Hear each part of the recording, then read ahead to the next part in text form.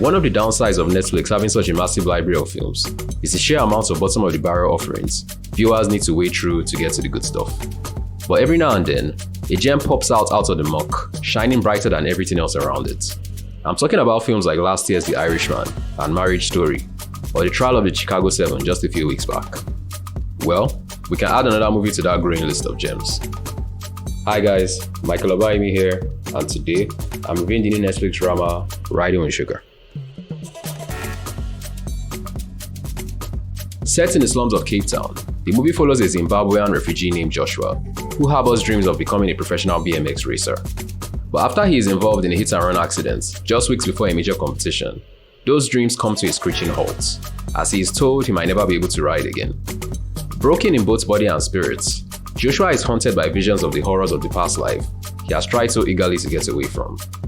But when he is taken in by a professor named Mambo, who runs a makeshift orphanage for young refugees, he slowly regains a sense of hope and belonging as they work together to get his life back on track.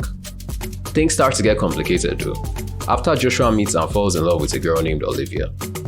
Aside from the distraction that she could pose, he also has to deal with the fact that she's from a totally different world than his.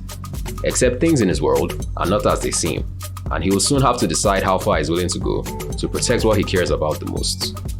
There's plenty to love about Riding with Sugar. First off, the movie is beautifully shot and tightly edited, weaving surrealist imagery into his narrative so effortlessly that it was never anything short of breathtaking to look at.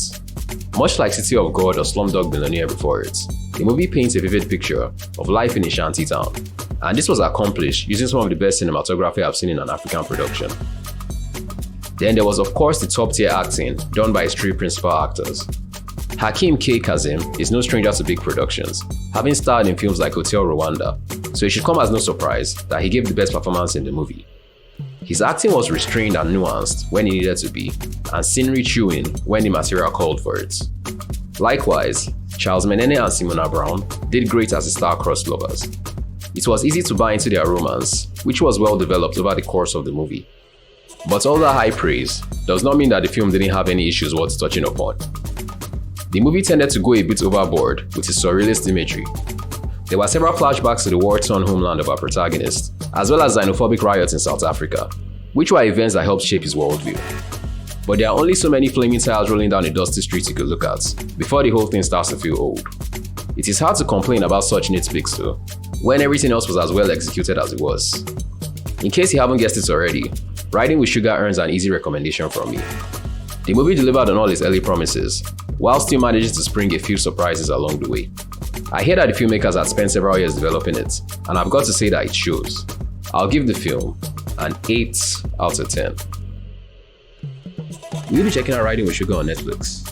Let me know in the comment section down below. Don't forget to like this video if you enjoyed watching this review, and to subscribe to the channel with notifications turned on if you'd like to see more reviews like this in the future. And until the next one, this is Michael signing off.